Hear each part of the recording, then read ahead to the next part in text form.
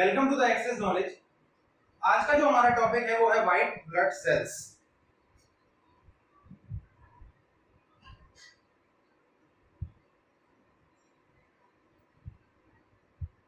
White blood cells Hindi में इनको कहा जाता है श्वेत रक्त कोशिका।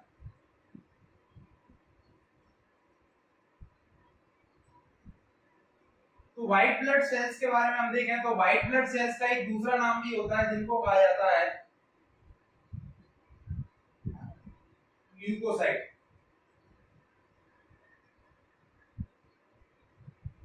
ल्यूकोसाइट्स भी कहा जाता है। फिर अगला जो पॉइंट है वो है कि व्हाइट ब्लड सेल्स का जो हमारी बॉडी के अंदर काम होता है वो हमारी बॉडी को इम्यूनिटी प्रोवाइड कराने का काम होता है। मतलब हमारी बॉडी को रोग प्रतिरोधक क्षमता प्रदान करने का काम होता है। इसीलिए इनको फाइटर सेल या फिर सोल्जर सेल या फिर बॉडीगार्ड सेल भी कहा जाता है। तो WBC provides immunity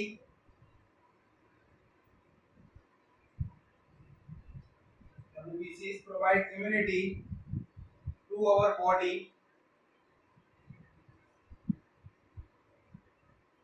that's why they are known as fighter cell,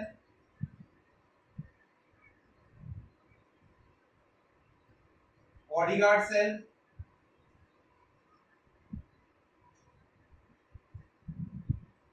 या फिर एक या तो बॉडीगार्ड सेल, फाइटर सेल या फिर सोल्जर सेल। इम्यूनिटी का मतलब जैसे सपोज दैट कोई बीमारी हमको आती है तो बीमारी से लड़ने का काम कौन करती है? आपकी WBCs करती है। WBCs की संख्या के बारे में बात करें तो RBC में हमने देखा था कि लगभग 5 मिलियन मेल्स में और 4.5 मिलियन फीमेल्स में होते थे पर mm³ ऑफ ब्लड में। यहां पर कितनी होती है? Number of WBC approximately 6,000 to 8,000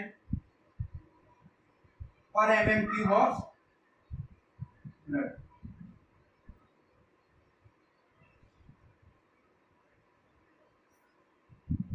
ये इस संख्या को TLC भी कहा जाता है। TLC मतलब टोटल ल्यूकोसाइट काउंट। फिर अगला पॉइंट है जो व्हाइट ब्लड सेल्स हैं उनका जो लाइफ स्पैन होता है वो लगभग 2 से 4 दिन तक होता है। Life span of WBCs 2 to 4 days। Life span of WBC 2 to 4 days। और ऐसे ही हमने प्लेट WBCs की देख ली। और RBC का कितना होता था लाइफ स्पैन? 120 डेज। और जो प्लेटलेट्स का होता है वो 8 to 10 डेज होता है। They are formed, they are produced or formed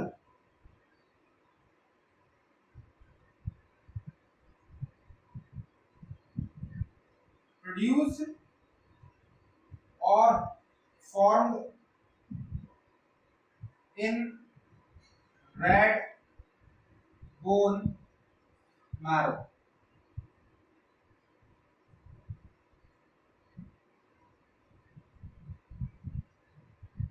लाल अस्थि मज्जा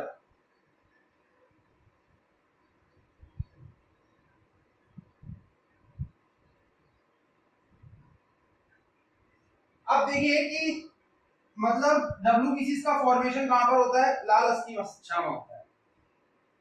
हमारे ब्लड की जो 3 प्रकार की सेल्स हैं जैसे RBC, WBC, प्लेटलेट, इन तीनों का फॉर्मेशन रेड बोन मैरो में भी। येलो बोन मैरो में जो येलो बोन मैरो होता है, बोन मैरो दो प्रकार के होते हैं, एक होता है लाल बोन मैरो, एक होता है रेड बोन मैरो, एक दूसरा होता है येलो बोन मैरो। जो येलो बोन मैरो है वो inactive form of bone marrow है, इसके अंदर ब्लड की सेल्स का फॉर्मेशन नहीं होता, जबकि लाल अस्थि मज्जा या फिर रेड बोन मैरो के अंदर ब्लड की सेल्स का फॉर्मेशन होता है। और जो फॉर्मेशन कराने वाली प्रक्रिया है उस प्रक्रिया को कहा जाता है हेमेटोपोइसिस।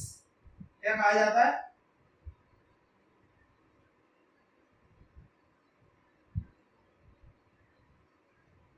हेमेटोपोइसिस। अब कहने का मतलब ये है कि अगर आरबीसी का फॉर्मेशन हो रहा है तो आरबीसी का दूसरा नाम क्या होता है? एरिथ्रोसाइट। तो एरिथ्रोपोइसिस। डब्ल्यूबीसी का दूसरा नाम क्या होता है? ल्यूकोसाइट्स। तो ल्यूकोपोइसिस अगर डब्ल्यूबीसी का फॉर्मेशन हो रहा है। अगर मैं इनकी बात करूं फॉर्मेशन की, तो बच्चे के जन्म से पहले लिवर और स्प्लीन, इसमें ब्लड का फॉर्मेशन होता है। लिवर या फिर स्प्लीन, मेनली लिवर में ब्लड की सेल्स का फॉर्मेशन होता है और वो धीरे धीरे कन्वर्ट होता चला जाता है, किसमें? वो फॉर्मेशन शिफ्ट होता चला जाता है रेड बोन मैरो में। और जैसे ही बच्चा पैदा होता है तब उसकी हर एक हड्डी, all bones, in all bones red bone marrow are present. और जैसे हमारी एज बढ़ती चली जाती है, तो हमारी रेड बोन मैरो कम होता चला जाता है और येलो बोन मैरो बढ़ता हुआ चला जाता है। और लगभग 18 साल के बाद जो रेड बोन मैरो लगभग 50% होता है हमारी बॉडी के अंदर, और जो येलो बोन मैरो होता है वो भी 50% होता है। अब रेड बोन मैरो हमारी बॉडी के अंदर कहां पाया जाता है? जब हम एडल्ट हो जाते हैं तो आप ये समझिए लगभग हमारे एक्सियल स्केलेटन में पाया जाता है। जैसे स्कल बोन हो गया, आपकी वर्टिब्रल कॉलम हो गया, कि थोरेसिक केज हो गया, रिब्स हो गया, उसके बाद आप पेल्विक गर्डल हो गया, फीमर हो गया, ह्यूमेरस हो गया। ये सारी की सारी जो बोन्स होती हैं, इन सारी की सारी बोन्स में रेड बोन मैरो होता है। और इन सारी की सारी, अब रेड बोन मैरो है तो इन सारी की सारी बोन्स के अंदर ब्लड की सेल्स का फॉर्मेशन होगा। और जबकि बाकी की, इनके अलावा जो बाकी का पोर्शन है वो येलो बोन मैरो के अंदर आता है। मतलब उन बोन्स के अंदर येलो बोन मैरो होता है, जिसके अंदर ब्लड का कोई भी inactive form of bone marrow होता है और उसके अंदर हेमेटोपोइसिस नाम की कोई भी प्रक्रिया नहीं होती। तो यहाँ पर हमने बोन मैरो के बारे में देख लिया। बोन मैरो दो तरीके के होते हैं, रेड बोन मैरो और येलो बोन मैरो। फिर हमारा जो नेक्स्ट पार्ट है, it is the largest cell of, it is a largest cell of blood. Blood के अंदर सबसे बड़ी सेल है ये। हमने पहले भी बताया था कि according to the size WBC सबसे बड़ी है, फिर प्लेटलेट है, फिर आरबीसी। और according to the quantity RBC सबसे ज्यादा, फिर प्लेटलेट, फिर डब्ल्यूबीसी। आरबीसी मिलियंस में होती है, ये लैक्स में होती है, और ये थाउजेंड्स में होती है। 6 to 8,000 आरबीसी मिलियंस में होती थी पर एमएम क्यूब ऑफ ब्लड। अब यहां तक हमने देख लिया लार्जेस्ट सेल है डब्ल्यूबीसी। डब्ल्यूबीसी इम्यूनिटी हमको प्रोवाइड कराती है। अब इम्यूनिटी प्रोवाइड कराने के बाद जो डब्ल्यूबीसी और आरबीसी के बीच का, WBC, the ratio of the WBC to RBC is approximately 1:600। Number के अकॉर्डिंग अगर बात करें कि एक same amount of volume of blood ले लें, पर MM cube volume of blood लिया हमने, पर एमएम क्यूब ब्लड लिया, एक एमएम क्यूब ब्लड में अगर आरबीसी और डब्ल्यूबीसी के संख्या का या नंबर्स का रेशियो में निकालूंगा तो वो क्या होगा? 600:1 means the ratio of the RBC to WBC in the same volume in the same volume of blood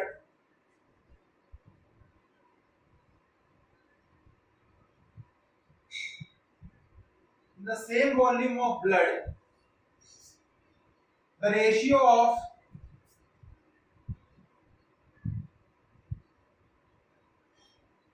RBC to WBC, erythrocyte to leukocyte. So RBC ratio WBC equal to 600 ratio 1. अगर 600 गुना ज्यादा होती है RBC जो है WBC के compare. दूसरा हमने ये देख लिया कि डब्ल्यूबीसी क्या प्रोवाइड कराती है, इम्यूनिटी प्रोवाइड कराती है, इसीलिए इनको फाइटर सेल या फिर बॉडीगार्ड सेल या फिर सोल्जर सेल भी कहा जाता है. अब हम आते हैं कि जो डब्ल्यूबीसीज हैं उनके क्लासिफिकेशन की बात करें कि कितने टाइप की डब्ल्यूबीसीज हमारे ब्लड के अंदर होती. तो डब्ल्यूबीसी मेनली डिवाइड होती हैं टू पार्ट, मतलब on the basis of the granules present in the cytoplasm it is divided into two parts या two types. First is granulocyte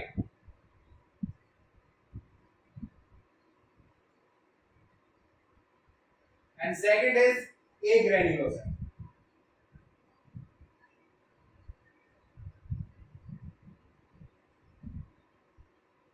granulocyte का मतलब क्या होता है? The granules are present in the cytoplasm of the WBC. और agranulocyte का मतलब क्या होता है? The granules are not present in the cytoplasm of the WBC.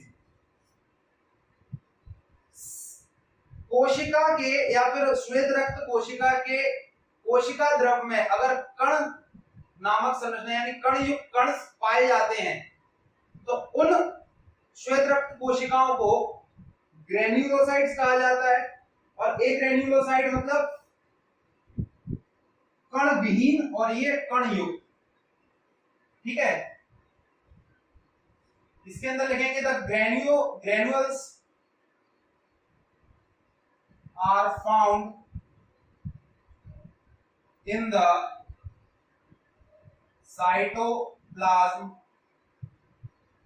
Of cell या फिर of WBC of cell.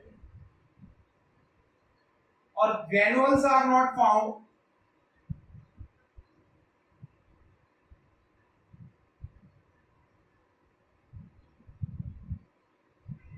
In the cytoplasm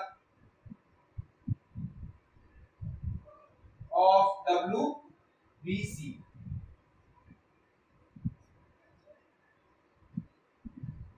Hindi में इसको लिखेंगे कोशिका के कोशिका द्रव में कण पाए जाते हैं, कोशिका के कोशिका द्रव में कण नहीं पाए जाते. ग्रेन्युलोसाइट मतलब कण युक्त कोशिका, एक ग्रेन्युलोसाइट मतलब कण विहीन कोशिका. कण युक्त कोशिका या कण युक्त श्वेत रक्त कोशिका और कण विहीन श्वेत रक्त कोशिका.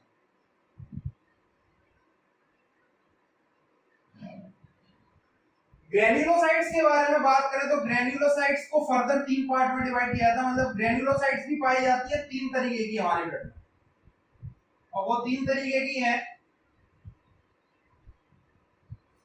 Neutrophils,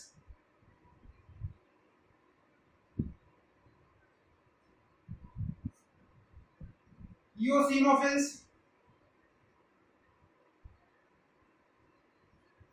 basophils.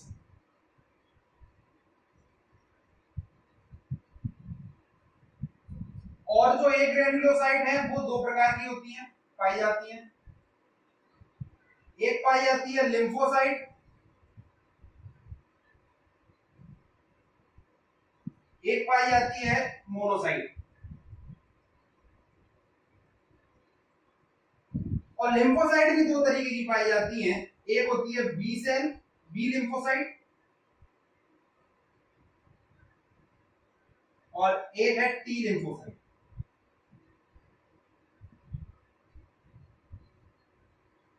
अगर टोटल नंबर ऑफ टीएलसी या total number of white blood sales या ल्यूकोसाइट्स के बारे में बात करें तो उसमें सबसे ज्यादा अमाउंट में अगर पाई जाती है तो वो पाई जाती है न्यूट्रोफिल्स, और उसकी संख्या होती है वो अप्रोक्सीमेटली 60 to 65% पाई जाती है। इओसिनोफिल्स मॉडरेट में पाई जाती है 2 to 3%। बेसोफिल्स सबसे कम मात्रा में पाई जाती है और जिनका होता है 0.5 to 2% तक पाई जाती है, मिनिमम होती है ये। न्यूट्रोफिल्स सबसे ज्यादा होती है, मैक्सिमम अमाउंट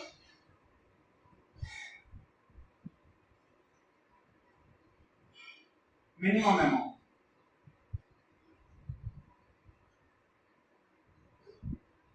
अगर सारी की सारी श्वेत रक्त कणिका, ऐसे मैंने मान कहा कि 100 श्वेत रक्त कणिकाएं हैं कहीं पे भी, मतलब किसी भी ब्लड में, ब्लड की किसी मात्रा में अगर 100 श्वेत रक्त कणिकाएं हैं तो उसमें सबसे ज्यादा होंगी न्यूट्रोफिल्स, उसमें सबसे कम होंगी बेसोफिल्स।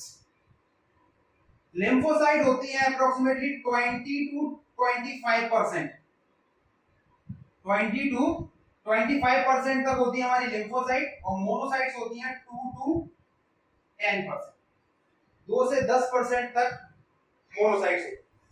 मोनोसाइट्स कितनी होती है? 2 से 10% तक। लिम्फोसाइट से रिलेटेड एक दो फैक्ट और देखें कि लिम्फोसाइट क्या करता है। लिम्फोसाइट हमारे जितनी भी श्वेत रक्त कणिकाएं हैं या फिर व्हाइट ब्लड सेल्स हैं उनमें सबसे छोटी होती है। It is smallest among all डब्ल्यूबीसीज, और मोनोसाइट्स होती है वो सबसे बड़ी होती है, लार्जेस्ट अमंग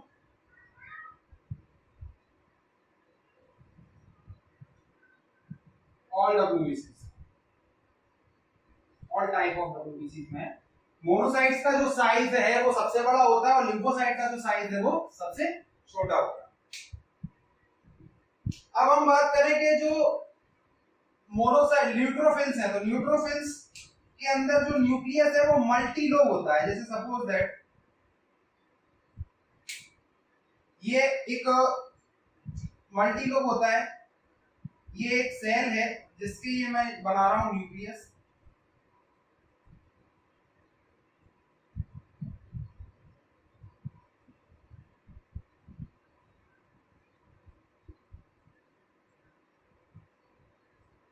ठीक है, तो ये है हमारे सेल का, न्यूट्रोफिल्स का न्यूक्लियस।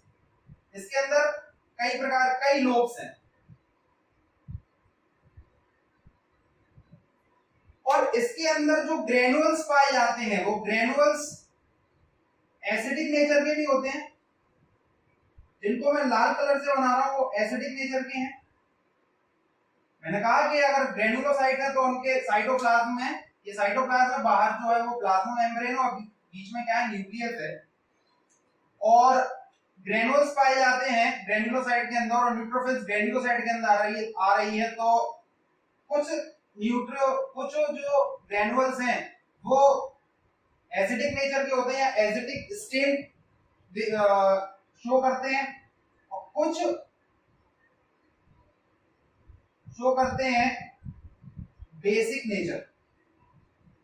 कुछ का जो नेचर होता है वो बेसिक होता है। अब बेसिक नेचर और एसिडिक नेचर आपस में न्यूट्रलाइज हो जाते हैं, इसीलिए हमारी ये जो WBC है इसको न्यूट्रोफिल्स कहा जाता है, क्योंकि यहाँ पर एसिडिक नेचर और बेसिक नेचर आपस में न्यूट्रलाइज हो गए तो ये न्यूट्रल नेचर बिहेव करती है। इसका जो नेचर होता है वो न्यूट्रल होता है। इओसिनोफिल्स में क्या होते हैं? इओसिनोफिल्स में जो सेल है और सेल का जो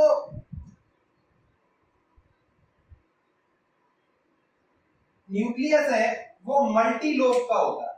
मल्टी नहीं, सॉरी, इसको कहा जाता है बाइलोब। इसके अंदर दो लोब्स होती हैं, और जो दो लोब्स होती हैं उसमें जो, और इसका जो ग्रेनुअल्स हैं वो एसिडिक नेचर के होते हैं। इसके साइटोप्लाज्म में उपस्थित जो ग्रेनुअल्स हैं वो एसिडिक नेचर के होते हैं, एसिडिक स्टेन शो करते हैं। बेसोफिल्स की बात करें तो नाम से समझ में आ रहा है कि बेसोफिल्स मतलब बेसिक नेचर के ग्रेनुअल्स होंगे, और इसकी जो लोब है वो ट्राइलोब होती है, ट्राइलोब होती है। या इसका जो न्यूक्लियस है वो सॉरी ट्राइलोब में होता है, मतलब उसके अंदर 3 लोब होते हैं। कैसे?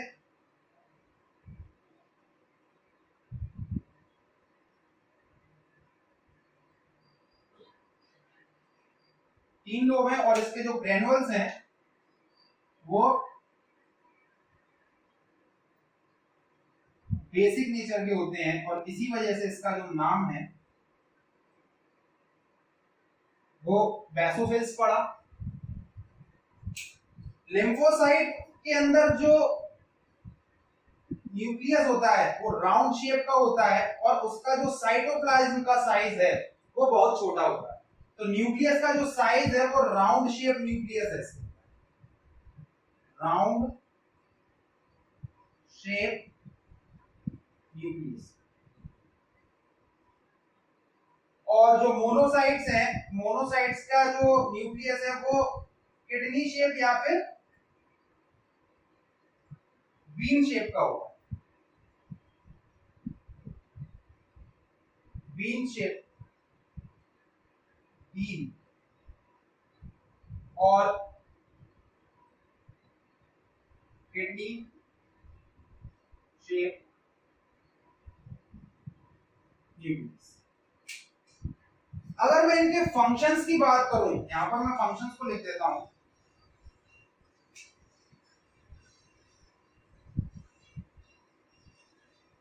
तो फंक्शंस का काम क्या है कि न्यूट्रोफिल्स जो है,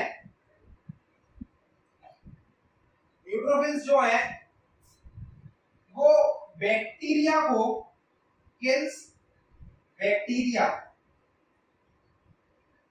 हमारे शरीर में अगर बैक्टीरिया आ जाता तो बैक्टीरिया को मारने में या बैक्टीरिया को खत्म करने में जो बैक्टीरिया को खत्म करने में जो WBC काम आती है या जो कार्य करती है बैक्टीरिया को खत्म करने का, वो है न्यूट्रोफिल्स।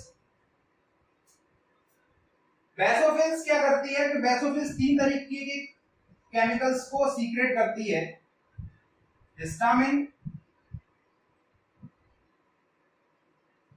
हेपेरिन। हेपेरिन जैसे आपको पता है कि मैंने लास्ट लेक्चर में डिस्कस किया है, इंट्रोडक्शन लेक्चर में, जो हेपेरिन है वो एंटीकोआगुलेंट नेचर का होता है। एंटीकोआगुलेंट मतलब बॉडी के अंदर जनरेट तो कौन करता है? बेसोफिल्स, बट ये जनरेट होने के बाद जाता कहां पर है? प्लाज्मा के अंदर। और जो प्लाज्मा के अंदर जा रहा है तो वहां पर क्या करता है? ये एंटी क्लॉटिंग, हमारी बॉडी के अंदर क्लॉट जमने नहीं देता, और ये एक तरीके का नेचुरल एंटी क्लॉटिंग एजेंट होता है। और एक और हार्मोन या एक और केमिकल सीक्रेट करती है बेसोफिल्स, सेरोटोनिन। अब लिम्फोसाइट के बारे में बात करें तो लिम्फोसाइट जो है, लिम्फोसाइट क्या करती है? हमारी बॉडी के अंदर एंटीबॉडीज बनाती है। लिम्फोसाइट और मोनोसाइट दोनों की दोनों क्या है? हमारी बॉडी के अंदर एंटीबॉडीज बनाती हैं।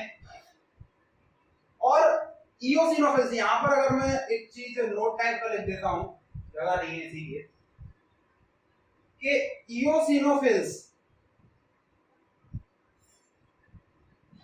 And monocyte, eosinophils and the monocytes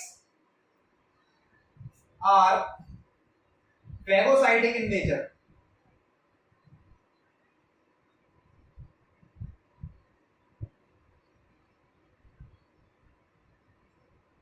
phagocytic का मतलब क्या होता है, या फैगोसाइट्स भी कहा जाता है। फैगोसाइट का मतलब होता है कि अगर कोई भी फॉरेन पार्टिकल हमारी बॉडी के अंदर एंटर हुआ तो ये मोनोसाइट्स एंड इओसिनोफिल्स ये क्या करेंगी, उसको एनगल्फ कर जाएंगी या उसको निगल जाएंगी, जिससे क्या है कि जो फॉरेन पार्टिकल एंटर हुआ है वो हमारी बॉडी में या हमारी बॉडी को कहीं भी नुकसान ना पहुंचा सके। तो आपने देखा कि जो WBC है वो WBC का जो क्लासिफिकेशन है, स्ट्रक्चर के बारे में हमने देखा कि कितने टाइप की WBC होती हैं और हर एक WBC का स्ट्रक्चर देखा, उनके फंक्शंस के बारे में देखा और उनके नेचर के बारे में देखा। अब हमारा जो नेक्स्ट पार्ट है वो है डिसीजेस ऑफ WBC। अब स्टार्ट करते हैं डिसीजेस ऑफ WBC।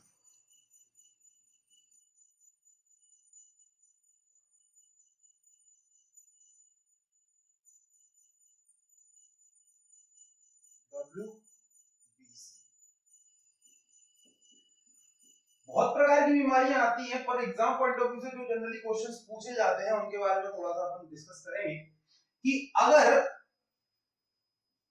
WBC की क्वांटिटी हमारी बॉडी के अंदर, हमारे ब्लड के अंदर WBC की क्वांटिटी अगर डिक्रीज हो जाए, तो जैसे ही हमारी अगर बॉडी के अंदर WBC क्वांटिटी डिक्रीज हो गई, तो हम जानते हैं कि WBC का काम क्या होता है कि हमारी बॉडी को इम्यूनिटी प्रोवाइड कराना। जब इम्यूनिटी WBC की क्वांटिटी डिक्रीज हो गई तो हमारी बॉडी की इम्यूनिटी कम हो जाएगी। Immunity also decreases. If the immunity is decreases, so इस स्टेज को कहा जाता है WBC क्वांटिटी एक सर्टेन लिमिट से कम हो जाए, जिससे क्या हमारी इम्यूनिटी सर्टेन लिमिट से कम हो जाए, तो उस समय पर उस स्टेज को कहा जाता है leucopenia stage. Very very important, leucopenia stage. फिर हम बात करें कि अगर WBC मतलब WBC कम, फिक्स है कि इम्यूनिटी भी कम होगी, इम्यूनिटी कम होगी तो उस स्टेज को कहा जाएगा ल्यूकोपीनिया स्टेज। अगर हमारी बॉडी के अंदर WBC क्वांटिटी बढ़ गई तो क्या होगा कि जैसे हमारी बॉडी के अंदर WBC क्वांटिटी बढ़ गई तो उस स्टेज को कहा जाता है ल्यूकेमिया स्टेज।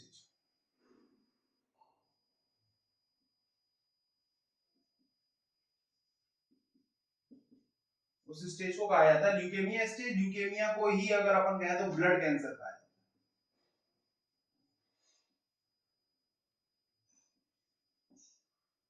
अब ये होता कैसे है, जैसे हमारी बॉडी के अंदर, जैसे हमारा, हम जानते हैं कि हमारा बॉडी के अंदर जो ब्लड का फॉर्मेशन होता है वो कहाँ होता है, वो होता है बोन मैरो में। तो WBC का भी फॉर्मेशन किसमें होगा, बोन मैरो में होगा।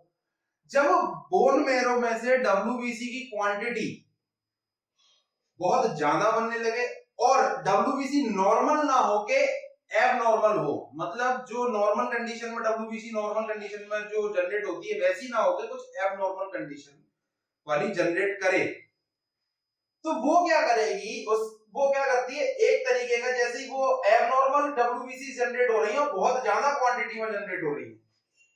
जनरेट हो जाना मींस आप जनरेट हो जाती हैं, बहुत ज्यादा क्वांटिटी में जनरेट हो रही है, तो वो क्या करेंगे कि हमारी बॉडी के अंदर ऑटो इम्यून सिस्टम ऑन कर देंगे।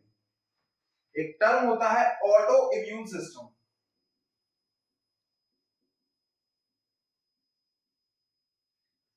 Immune system, auto immune system का मतलब क्या होता है कि WBC हमारी बॉडी के अंदर एंटर करी तो वो एबनॉर्मल WBC है, मींस जैसे वो एबनॉर्मल WBC है तो ऑटो इम्यून सिस्टम की कंडीशन में क्या होता है कि वो एबनॉर्मल WBC के अंदर ये क्षमता खत्म हो जाती है कि वो डिफरेंशिएट कर सके कि बाहर से आने वाला आइटम या केमिकल, बाहर से आने वाला केमिकल, फॉरेन आइटम और हमारे ब्लड के अंदर की जो सेल्स हैं या अंदर के ब्लड के जो एलिमेंट्स हैं उन दोनों में डिफरेंस करने की जो एबिलिटी है वो खत्म हो जाती है। कहने का मतलब डब्ल्यूबीसी का हम जानते हैं कि डब्ल्यूबीसी का काम क्या होता है। डब्ल्यूबीसी का काम होता है कि इम्यूनिटी प्रोवाइड करना, मतलब बाहर से आने वाले केमिकल्स से लड़ना। जब ऑटो इम्यून सिस्टम की कंडीशन, मतलब डब्ल्यूबीसी बहुत ज्यादा क्वांटिटी में हो जाती है तो ऑटो इम्यून सिस्टम ऑन हो जाता है। ऑटो इम्यून सिस्टम का मतलब होता है कि जो डिफरेंस होता है कि वो क्षमता खत्म हो जाती है जिससे वो डिफरेंशिएट कर सके कि बाहर से आने वाला जो फॉरेन एलिमेंट है, फॉरेन केमिकल है, बाहर से आने वाला केमिकल और हमारी बॉडी में उपस्थित जो हमारे ब्लड में उपस्थित आरबीसी, डब्ल्यूबीसी, जो भी अलग अलग सेल्स हैं उनमें डिफरेंशिएट करना जो खत्म कर देती है, डिफरेंशिएट करने की क्षमता खत्म हो जाती है, जिससे डब्ल्यूबीसी हमारी बॉडी उनसे क्या कहते हैं फॉरेन एलिमेंट से तो लड़ने का काम भी करती है, संग में हमारे अदर एलिमेंट्स जैसे आरबीसी, डब्ल्यूबीसी, प्लेटलेट्स, इनसे सॉरी आरबीसी, डब्ल्यू, इनसे भी लड़ना स्टार्ट कर देती है। तो ये जो कंडीशन जब क्रिएट हो जाती है तो उस कंडीशन को कहा जाता है ऑटो इम्यून सिस्टम। अब ऑटो इम्यून सिस्टम के टाइम पर होता क्या है कि ब्लड कैंसर में भी ऑटो इम्यून सिस्टम ऑन हो जाता है। ब्लड कैंसर में क्या होता है, ऑटो इम्यून सिस्टम ऑन हो जाता है। Means if the quantity of the WBC is increases, the stage we got is leukaemia stage, और ल्यूकेमिया को ही क्या कहा जाता है, ब्लड कैंसर। और ब्लड कैंसर में होता क्या है, ऑटो इम्यून सिस्टम जो होता है वो ऑन। और मैंने बता दिया ऑटो इम्यून सिस्टम में क्या होता है, डब्ल्यूबीसी की फॉरेन एलिमेंट और हमारे ब्लड के एलिमेंट्स के बीच में अंतर करने की जो क्षमता होती है वो खत्म हो जाती है। तो यहाँ पर एक डब्ल्यूबीसी से रिलेटेड एक चीजें पढ़नी है। एक बीमारी और है जो डब्ल्यूबीसी से रिलेटेड है, एक्चुअली में मेनली इम्यूनिटी से रिलेटेड है, और जो बीमारी इम्यूनिटी से रिलेटेड होती है वो डब्ल्यूबीसी से रिलेटेड अपने आप हो जाती है, क्योंकि डब्ल्यूबीसी का काम ही इम्यूनिटी प्रोवाइड कराना है या रोग प्रतिरोधक क्षमता प्रोवाइड कराना है, रोग प्रतिरोधक क्षमता को बढ़ाना। एक बीमारी है जो हम सब मतलब नाम सुना ही होगा, HIV एड्स। बीमारी का नाम है बीमारी का नाम है एड्स, और वो बीमारी किस वायरस से होती है, उस वायरस का नाम है HIV। सबसे पहले तो हम ये देखेंगे कि सबसे बड़ी गलती यहाँ पर बच्चों में ये होती है कि बच्चों के साथ ये होती है कि HIV का फुल फॉर्म क्या है। तो HIV का फुल फॉर्म होता है human immuno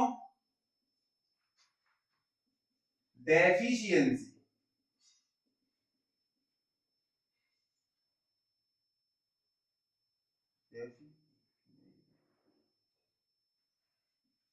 deficiency syndrome, sorry human immuno deficiency virus.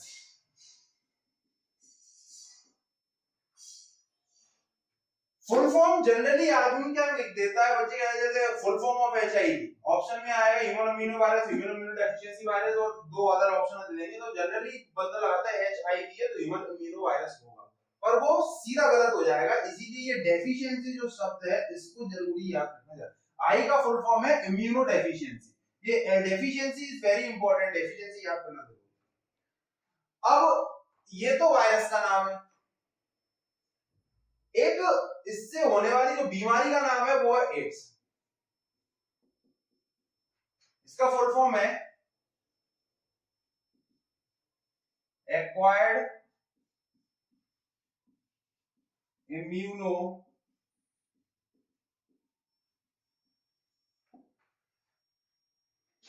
Deficiency syndrome. Acquired immuno deficiency syndrome, ये तो अधिकतर सभी को पता होगा। और हमारे इंडिया में एड्स डे मतलब एड्स दिवस कब मनाया जाता है, 1 दिसंबर, 1 दिसंबर को एड्स डे मनाया। अब सिंड्रोम का मतलब थोड़ा सा समझने की कोशिश करेंगे कि जो सिंड्रोम है, इस सिंड्रोम का मतलब क्या होता है। सिंड्रोम का मतलब होता है कि लक्षण जो होते हैं किसी भी बीमारी को पता लगाने के लिए हमारी बॉडी में लक्षण होते हैं। किसी भी बीमारी को हम पता कैसे लगाएंगे कौन सी बीमारी है, उसके कुछ लक्षण होते हैं, कुछ सिम्टम्स होते हैं, बट पर लिमिटेड सिम्टम्स होते हैं कि यार ये बीमारी हो रही है तो ये सिम्टम होना चाहिए, ये बीमारी हो रही है ये सिम्टम होना चाहिए, तो आप अलग अलग बीमारी को डिफरेंस मतलब अलग अलग बीमारी को अलग डिफरेंशिएट कर सकते हैं on the basis of the symptoms. But AIDS के अंदर प्रॉब्लम की बात यह है कि सिंड्रोम जो टर्म है, सिंड्रोम शब्द का मतलब होता है, सिंड्रोम शब्द का मतलब होता है कि ग्रुप ऑफ सिम्टम्स, मींस जो लक्षण होते हैं वो बहुत सारे होंगे। एक आप ये कहते हैं कि एक लक्षण, दो लक्षण, पांच लक्षण, छह लक्षण, इससे काम नहीं चलेगा। इसमें एक कहा जाता है सिंड्रोम का मींस होता है ग्रुप ऑफ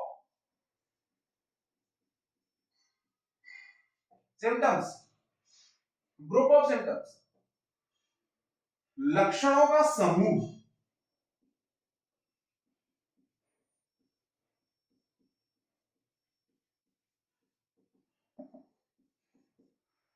लक्षणों का समूह, सिंड्रोम का मतलब ये है। अब लक्षणों का समूह क्यों कहा जाता है इसको, इस बीमारी को सिंड्रोम क्यों लगा? इसका रीजन ये है कि जो एचआईवी वायरस है ना, अगर ये हमारी बॉडी के अंदर एंटर किया, ये व्यक्ति की बॉडी के अंदर अगर एंटर करता है, तो ये क्या करेगा कि सबसे पहला काम होता है इसका कि जो डब्ल्यूबीसीज हैं, उन डब्ल्यूबीसीज को डिस्ट्रॉय करना। और सबसे पहले डब्ल्यूबीसी में भी कौन सी डब्ल्यूबीसी को डिस्ट्रॉय करना? लिम्फोसाइट। लिम्फोसाइट क्या करती है? लिम्फोसाइट का काम होता है आइडेंटिफाई करना कि हमारी बॉडी के अंदर कोई फॉरेन एलिमेंट आया है, तो वो फॉरेन एलिमेंट है कि हमारी बॉडी का नॉर्मल वाला पार्ट है, नॉर्मल सेल्स हैं, कोई नॉर्मल केमिकल। तो फॉरेन एलिमेंट को आइडेंटिफाई करने का काम क्या करता है? लिम्फोसाइट।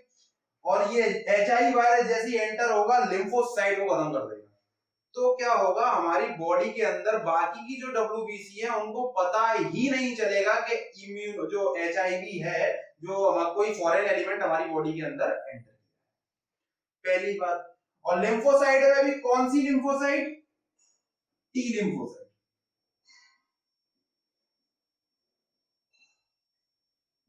तो सबसे पहले एंटर करता है लिम्फोसाइट्स को खत्म कर देता है।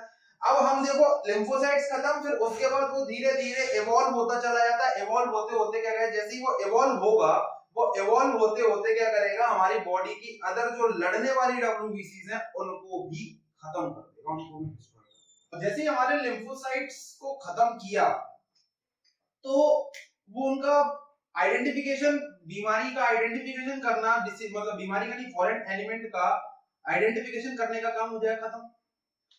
अब क्या करेगी फर्दर, जो एचआईवी हमारी अदर डब्ल्यूबीसीज को भी खत्म करने लगेगी, मतलब डिस्ट्रॉय करने।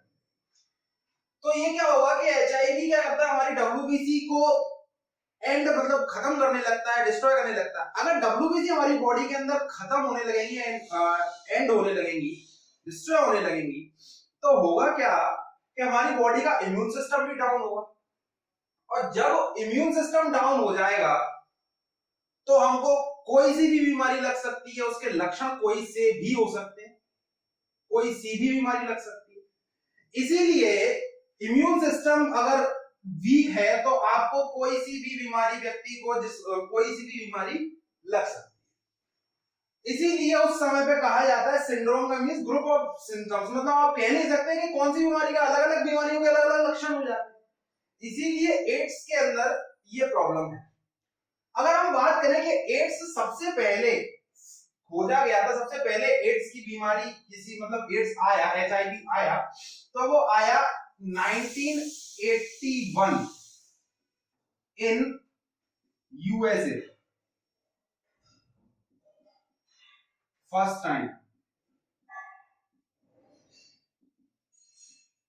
या फर्स्ट केस कह सकते हैं। फिर इंडिया के अंदर आया 1986, इंडिया फर्स्ट केस। हमने एचआईवी के बारे में देख लिया कि एचआईवी का काम क्या होता है। एचआईवी जो वायरस जो है वो हमारी डब्ल्यूबीसी को डिस्ट्रॉय करता है और हमारी इम्यूनिटी को डाउन करता है। कुछ फैक्ट्स और हैं एचआईवी से रिलेटेड, कैसे कि एचआईवी जो है कि एचआईवी से रिलेटेड कुछ फैक्ट है। एचआईवी में जो टेस्ट लगाया जाता है, जनरली जो टेस्ट यूज किया जाता है एचआईवी है कि नहीं है उससे रिलेटेड, तो टेस्ट से रिलेटेड बात करें तो टेस्ट होता है एलिजा टेस्ट जो लगाया जाता है वो होता है एलिजा। एलिजा का फुल फॉर्म होता है एंजाइम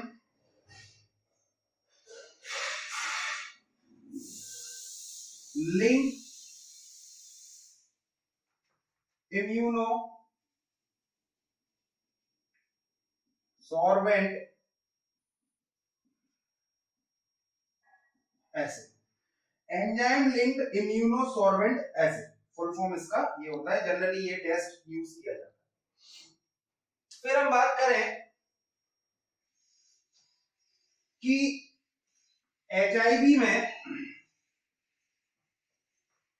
टेस्ट तो एलिजा लगाया जाता है। एचआईवी में जैसे किसी को एचआईवी हो जाए तो एचआईवी कैसे होता है,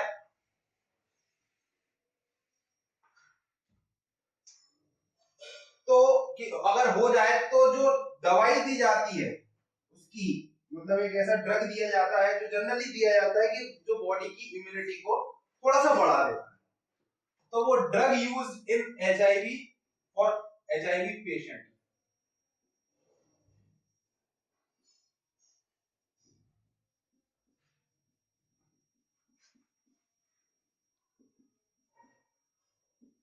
ड्रग यूज फॉर एचआईवी या फिर एड्स एजाइडो थाइमिडिन। एजाइडो थाइमिडिन इसका जो मतलब ये होता कैसे है, it is a viral disease. ये होता कैसे है, ये होता है जब हमारी मतलब एक दो व्यक्ति एक व्यक्ति अगर दूसरे व्यक्ति जिसको एचआईवी है उसके संपर्क में अगर एक व्यक्ति का बॉडी फ्लूइड और दूसरे व्यक्ति के बॉडी फ्लूइड के कांटेक्ट में, मतलब अगर ब्लड टू ब्लड कांटेक्ट हो गया, लिम्फ टू लिम्फ कांटेक्ट हो गया, सेक्सुअल कांटेक्ट हो गया, तो ऐसे कॉन्टेक्ट्स अगर हो गए तो एचआईवी फैलता है। मतलब एचआईवी ऐसे फैलता है, मतलब टच करने से या फिर आप फिजिकल कांटेक्ट से आपका जो है वो नहीं फैलता। एचआईवी नहीं फैलता। एचआईवी फैलता है जब ब्लड टू ब्लड या कोई भी बॉडी का फ्लूइड हो, कोई बॉडी का फ्लूइड हो, बॉडी का कोई सा भी तरल पदार्थ जो कि दूसरे व्यक्ति जिसको एचआईवी है उसके बॉडी फ्लूइड के कांटेक्ट में आ जाए तब एचआईवी फैलेगा। मींस आप कह सकते हैं it spread due to contact between the body fluid of two person.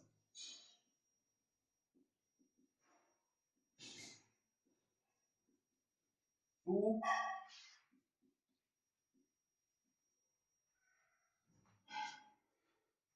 in which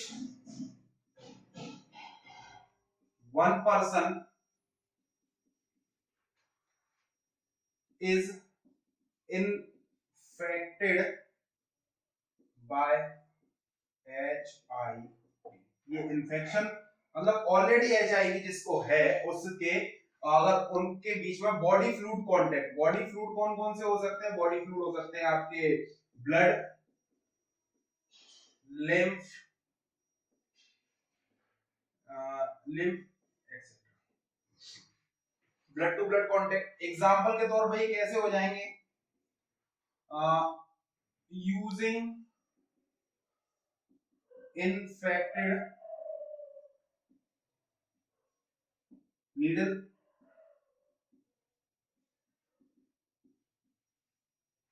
sexual contact और ये ब्लड ट्रांसफ्यूजन।